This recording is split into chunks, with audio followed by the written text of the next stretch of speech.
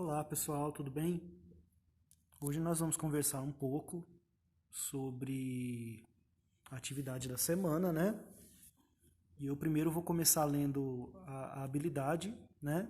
A que se refere a essa atividade. Então, a habilidade da semana é conceituar império no mundo antigo com vistas à análise das diferentes formas de equilíbrio e desequilíbrio entre as partes envolvidas. Então, para desenvolver essa habilidade, eu escolhi o Império Romano, né? Então, normalmente, quando nós assistimos filmes sobre Roma, o que mais aparece é a Roma no seu período como império mesmo, né? Porque vocês sabem que Roma teve três tipos de governo, né? Monarquia, que foi o primeiro, república e, por último, o império, que é o mais conhecido deles, né?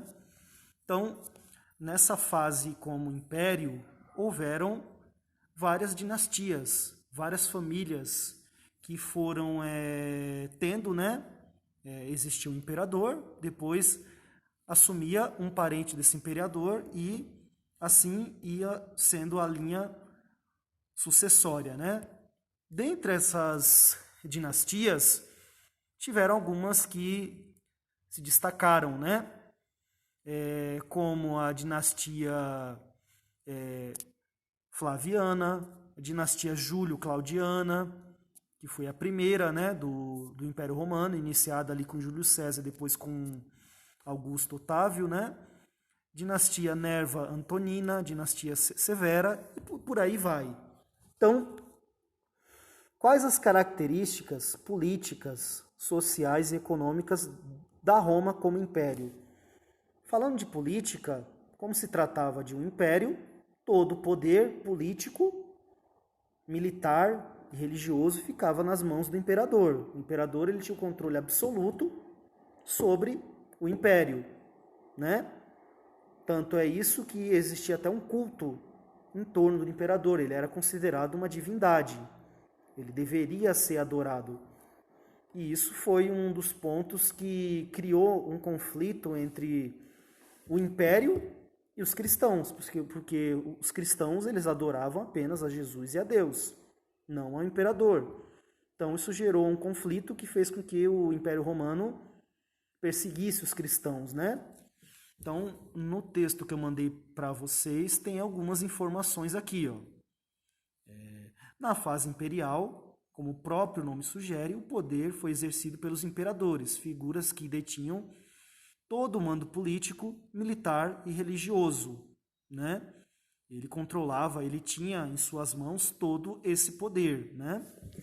E quem detinha o poder do exército, detinha todo o poder em Roma, porque o exército era uma instituição muito importante, porque como vocês sabem, uma característica do Império Romano era o quê? Invadir, conquistar outros povos. E para fazer isso, tanto para invadir como para manter essa ocupação e explorar esse território, você precisava ter um exército bem equipado, um exército profissional. Então, a economia romana se sustentava dessas invasões, porque a partir dessas invasões eles exploravam esse território que era ocupado.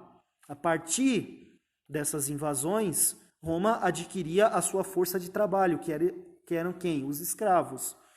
Então, você já tem informação, algumas informações. Na Roma, no seu período como império, a principal, todo o poder ficava centralizado nas mãos do imperador. Existia um senado, mas ele não detinha o poder, ele tinha uma função mais cerimonial, né? Então, é isso. Além disso, Roma vivia do quê? De invasões, de ocupar outros territórios, e para isso ele precisava ter um exército bem equipado, né? Explorava esses territórios. A economia de Roma dependia do que era produzido nas províncias, dependia de escravos, porque o que existia em Roma era o quê? Existia as grandes propriedades rurais que eram concentradas nas mãos de grandes latifundiários, né? E quem é que trabalhava nessas terras? Eram os escravos, que eram conseguidos, né? a partir dessas invasões, a partir das guerras de conquista, né? Então, Roma, em seu período imperial, as características da Roma desse período eram essas. Eu não vou entrar ainda no mérito dos fatores que levaram à crise do Império, né?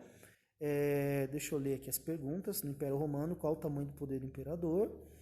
Que seria uma dinastia romana que se baseava a economia no Império, porque o Império Romano tinha o trabalho escravo. Então, eu não vou entrar ainda no mérito da crise do Império Romano, porque não é o objetivo dessa aula, né? Mas em aulas posteriores nós vamos entrar nessa questão, né? Os fatores que levaram à crise do Império Romano. Porque vocês sabem, o Império Romano ele não existe hoje. Então, se ele não existe, se ele existiu em uma época, ele não existe hoje, quer dizer que em algum momento ele caiu, né? Mas vamos deixar isso para um outro momento, tá bom? Espero que essa aula ajude vocês a compreender esse conteúdo, tá bom? Tchau, tchau.